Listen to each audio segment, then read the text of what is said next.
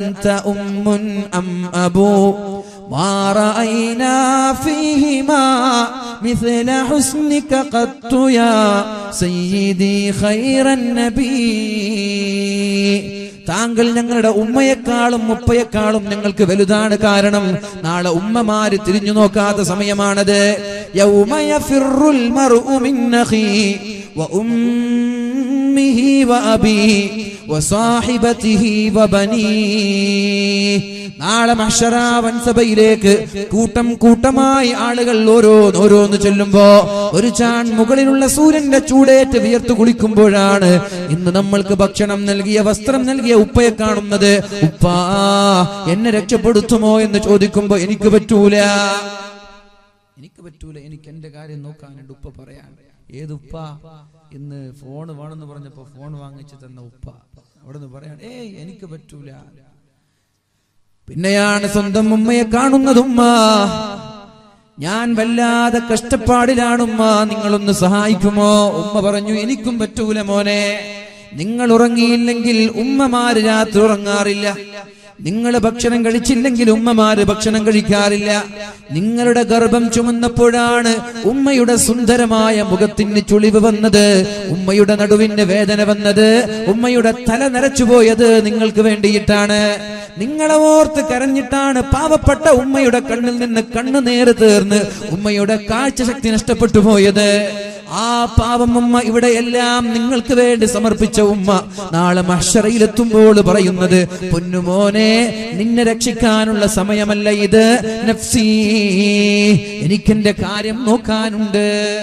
ഉപ്പ കൈവെടിഞ്ഞു, ഉമ്മ കൈവെടിഞ്ഞു, ജ്യേഷ്ഠാനുജന്മാര് കൈവെടിഞ്ഞു, മക്കള് കൈവെടിഞ്ഞു, എല്ലാവരും കൈവെടിഞ്ഞപ്പോ കൈവെടിയാത്ത ഒരാളുണ്ട്, അതാണ് മുഹമ്മദുർ റസൂലുള്ളാഹ്.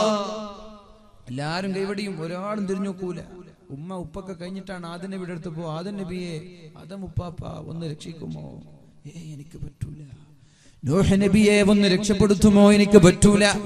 ഇബ്രാഹിം നബിയെ നിങ്ങൾ അള്ളാഹുവിന്റെ ചങ്ങാതിയല്ലേ, നിങ്ങൾ അള്ളാഹുവിന്റെ സുഹൃത്തല്ലേ, മുത്തുനബിയുടെ ഉപ്പാപ്പയല്ലേ, ഒന്ന് രക്ഷപ്പെടുത്തുമോ? മൂസാ നബിയെ ഈസാ നബിയെ ഒന്ന് രക്ഷപ്പെടുത്തുമോ എന്ന് പറഞ്ഞപ്പോ എല്ലാവരും കൈമലർത്തി നമ്മളെ തിരിച്ചേക്കുമ്പോ ആ ചുട്ടുപൊള്ളുന്ന ഭൂമിയിൽ അള്ളാഹുവിന്റെ ഹബീബ് സുജൂദ് കിടക്കുന്നത് ആർക്ക് വേണ്ടിയാണ്? ചെറുപ്പക്കാരാ, ആർക്ക് വേണ്ടിയാണ് ആ സുജൂദിൽ കിടക്കുന്നത്? നബിതങ്ങൾക്ക് വേണ്ടിയിട്ടാണോ? നബിതങ്ങൾക്ക് അതിന്റെ ആവശ്യമില്ല. നബിതങ്ങൾ ഇന്ന് സ്വർഗത്തിലാണ്. ആർക്ക് വേണ്ടി? നമ്മൾക്ക് വേണ്ടി.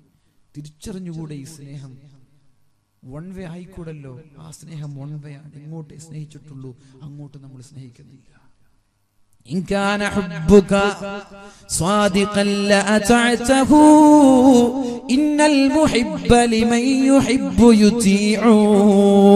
നിങ്ങൾ സ്നേഹമുണ്ട് എന്ന് പറഞ്ഞിട്ട് റബീഉൽ അവ്വലിന്റെ 12 രാത്രികളിൽ തോരണങ്ങൾ വെക്കുന്നുണ്ടല്ലോ, അത് കാപ്പട്യത്തിന്റെ നുണയുടെ സ്നേഹമാണ്. ആ സ്നേഹത്തിൽ അല്പം പോലും യാഥാർത്ഥ്യമില്ല. ഉണ്ടെങ്കിൽ രാത്രി മുഴുവനും തോരണങ്ങൾ ഉണ്ടാക്കി ഡെക്കറേഷൻ വെച്ച് സുബഹി നിസ്കരിക്കാതെ കിടന്നുറങ്ങാൻ എങ്ങനെ പറ്റും ഒരു ചെറുപ്പക്കാരന്?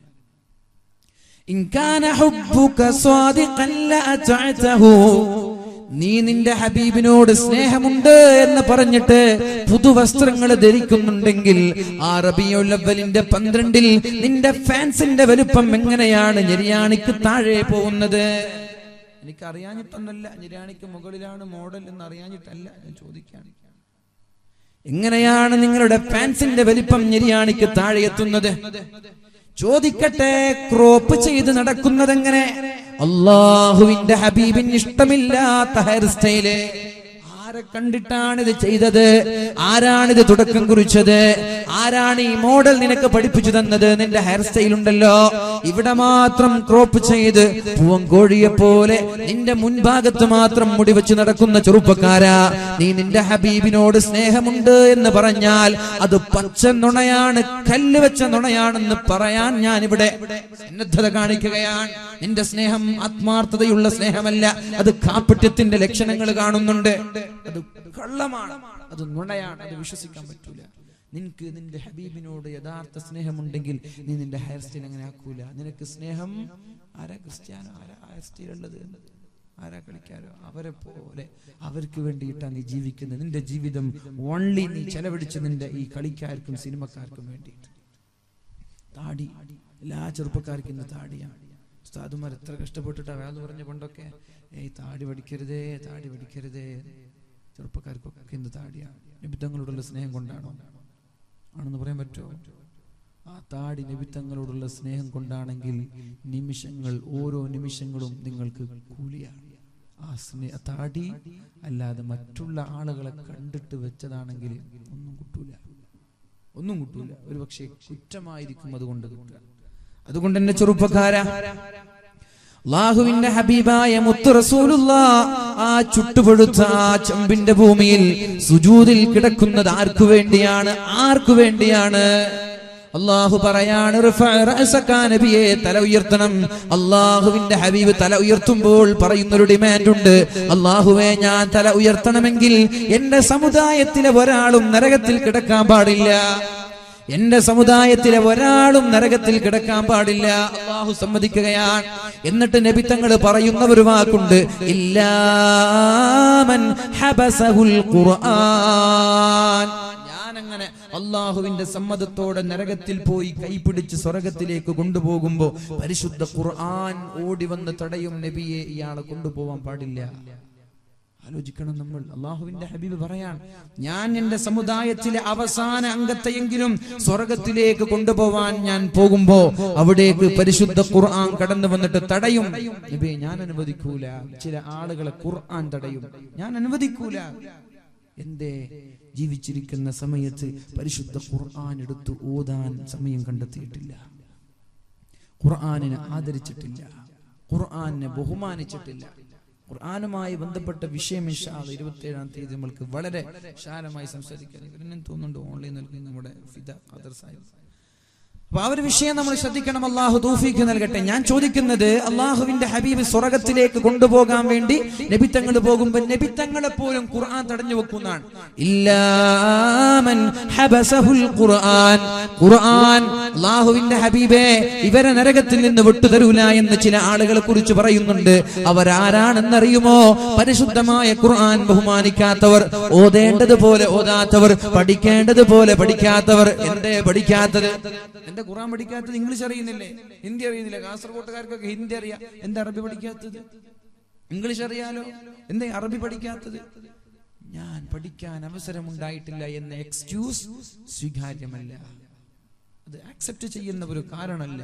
കാരണം പഠിക്കാനുള്ള സൗകര്യം നമ്മുടെ മുമ്പിലുണ്ട്. അറബി എങ്ങനെ പഠിക്കാം? യൂട്യൂബിൽ ചെന്ന്, നെറ്റിൽ ചെന്ന്, ഇന്റർനെറ്റ് സൗകര്യം. ഇംഗ്ലീഷ് പഠിക്കാൻ പ്രത്യേകമായി വാട്സപ്പ് ഗ്രൂപ്പൊക്കെ ഉണ്ടല്ലോ. എന്താ അറബി പഠിക്കാൻ അങ്ങനെ ഒരു താല്പര്യം കാണിക്കാത്തത്? ഖുർആൻ ഓതാനല്ല പറഞ്ഞത്, ഖുർആൻ അർത്ഥം ആലോചിച്ചോതാനാ പറഞ്ഞത്. ഡോക്ടറുടെ സമീപത്ത് ചെന്നിട്ട് ക്യാൻസറിന്റെ അസുഖമുള്ള ഒരാൾ മരുന്നുമായി വീട്ടിലേക്ക് വന്നിട്ട് ആ മരുന്ന് നോക്കിയാൽ അയാളുടെ രോഗത്തിന് ശിഫ ലഭിക്കുമോ? ലഭിക്കുമോ? ഹോസ്പിറ്റലിൽ പോയി മരുന്ന് വാങ്ങി വീട്ടിലേക്ക് വന്നു, മരുന്ന് ഇങ്ങനെ നോക്കി നിന്ന രോഗത്തിന് ശിഫ കിട്ടുമോ? കിട്ടൂല. ഇനി പോട്ടെ, ഡോക്ടർ തരുന്ന മരുന്ന് ഓരോന്നിരുന്നെടുത്ത് വായിച്ചതിന്റെ ലിസ്റ്റും വായിച്ച് അത് കുടിക്കാതെ റൂമിൽ വെച്ചാൽ ഏതായാലും ശിഫ കിട്ടൂല, അല്ലെ? ഇനി കുടിച്ച് എങ്ങനെ പറഞ്ഞതുപോലെയല്ല കുടിച്ച്, രാവിലെ കുടിക്കേണ്ടത് വൈകുന്നേരം കുടിച്ചു, വൈകുന്നേരം കുടിക്കേണ്ടത് രാവിലെ കുടിച്ചു, ശിഫ കിട്ടുമോ? കിട്ടൂല. എന്ന ഖുർആൻ ഓതേണ്ടത് അർത്ഥമാലോചിച്ചിട്ടാണ്. അങ്ങനെ ഓതുമ്പോഴേ അതിന്റെ യഥാർത്ഥ ഫലം നുകരാൻ നമ്മൾക്ക് പറ്റുള്ളൂ. കൂലിയൊക്കെ കിട്ടും, കൂലി കിട്ടൂല എന്ന് ഞാൻ പറയില്ല.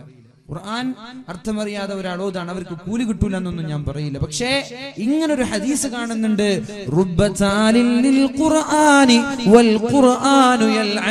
എത്രയെത്ര ഖുർആൻ ഓത്തുകാരാണ് ഖുർആൻ ഓതിക്കഴിഞ്ഞ് മുസ്ഹഫ് പൂട്ടി വെക്കുന്നതിന് മുമ്പേ ആ ഖുർആൻ അവരെ ശപിക്കുന്നുണ്ട്, അവരെ ശപിക്കുന്നുണ്ട്.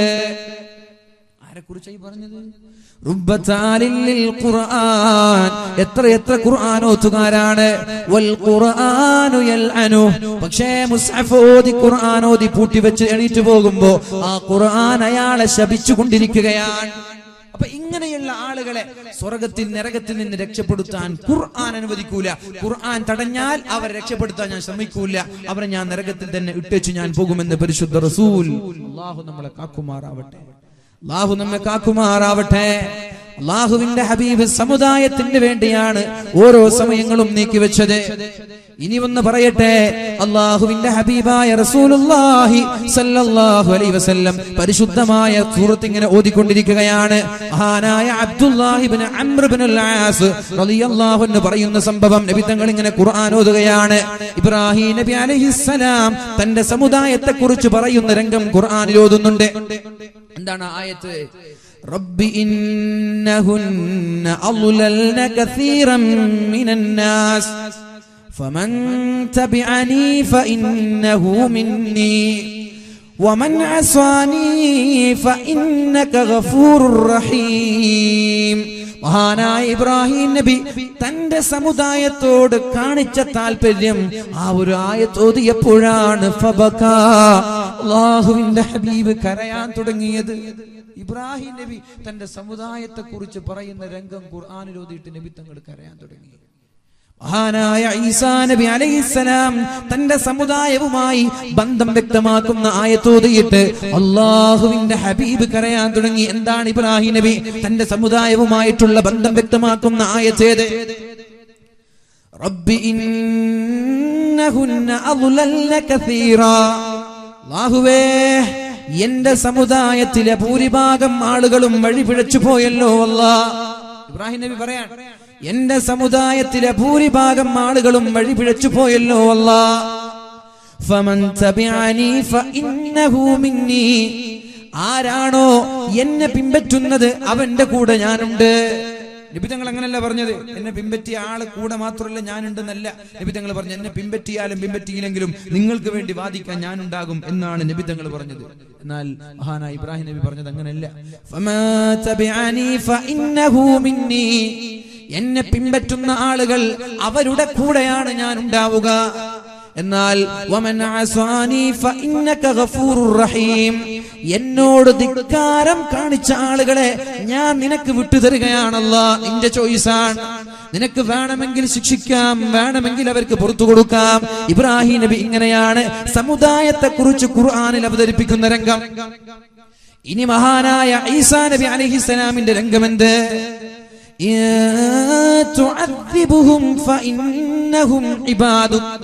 അല്ലാഹുവേ, എന്റെ സമുദായത്തെ നീ ശിക്ഷിച്ചാൽ അവര് നിന്റെ അടിമകളാണ്, ഞാൻ എതിർക്കൂല. ഈസാ നബി ഇങ്ങനെയാണ് തന്റെ സമുദായത്തോട് ഈസാ നബി അഭിമുഖീകരിക്കുന്ന രംഗം ഇതാണ്. എന്റെ സമുദായത്തെ നീ ശിക്ഷിച്ചാൽ ഞാൻ ആ വിഷയത്തിൽ ഇടപെടൂല, കാരണം അവര് നിന്റെ അടിമകളാണ്. ഇനി നീ അവർക്ക് പുറത്തു കൊടുക്കുകയാണെങ്കിൽ അതും നിന്റെ ഇഷ്ടമാണ്. ഈ ആയത്തോതിയിട്ട് അല്ലാഹുവിന്റെ ഹബീബ് തന്റെ കൈകൾ ആകാശത്തേക്ക് ഉയർത്തിയിട്ട് നബി തങ്ങൾ കരയാണ്, അല്ലാഹുമ്മ ഉമ്മത്തി, അല്ലാഹുമ്മ ഉമ്മത്തി.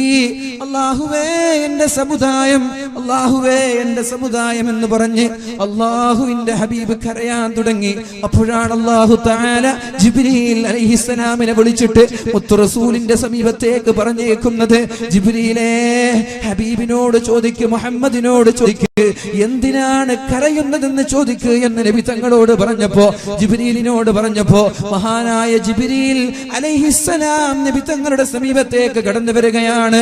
യാ റസൂലല്ലാഹ്, അല്ലാഹുവിന്റെ ഹബീബേ, എന്തിനാണ് താങ്കൾ കരയുന്നത് എന്ന് ചോദിക്കാൻ അല്ലാഹു എന്നെ പറഞ്ഞയച്ചതാണ്.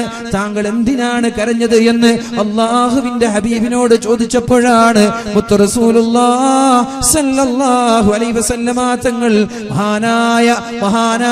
മഹാനായ ജിബ്രീൽ അലൈഹിസ്സലാമിനോട് പറയുന്നത്, എനിക്ക് എന്റെ ഉമ്മത്തിനെ ഓർത്ത് ഞാൻ കരയാണ്.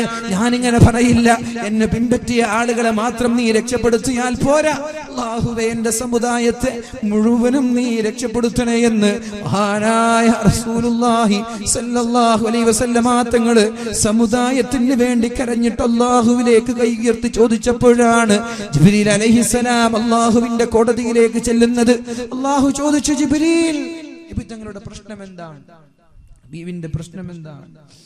മഹാനായ ജിബ്രീൽ അലൈഹിസ്സലാം പറഞ്ഞു, അല്ലാഹുവേ, ഉമ്മത്തിന്റെ കാര്യമോർത്തിട്ട് കരയാണ് നബി തങ്ങൾ, സമുദായത്തിന്റെ കാര്യമോർത്തിട്ട് കരയാൻ. അപ്പോഴാണ് അല്ലാഹു തആല ജിബ്രീൽ അലൈഹിസ്സലാമിനോട് പറഞ്ഞേക്കുന്നത്, മുഹമ്മദിനോട് പറഞ്ഞേക്കണം, ഇന്നാ സനുർളീക ഫീ ഉമ്മതിക, നിങ്ങളുടെ സമുദായത്തിന്റെ വിഷയത്തിൽ ഞാൻ നിങ്ങളെ തൃപ്തിപ്പെടുത്താം. സമുദായത്തിന്റെ കാര്യത്തിൽ നിങ്ങൾക്ക് ടെൻഷൻ അടിക്കേണ്ട ഒരു അവസ്ഥ ഉണ്ടാവൂല. നിങ്ങൾക്ക് തൃപ്തി ഉണ്ടാകുന്ന ഒരു കാര്യം, ഒരു വിഷയം അല്ലെങ്കിൽ ഒരു സാഹചര്യം ഞാൻ ഉണ്ടാക്കി തരാം. നിങ്ങളുടെ ഉമ്മത്തിനോർത്തിട്ട് നിങ്ങൾ കരയണ്ട.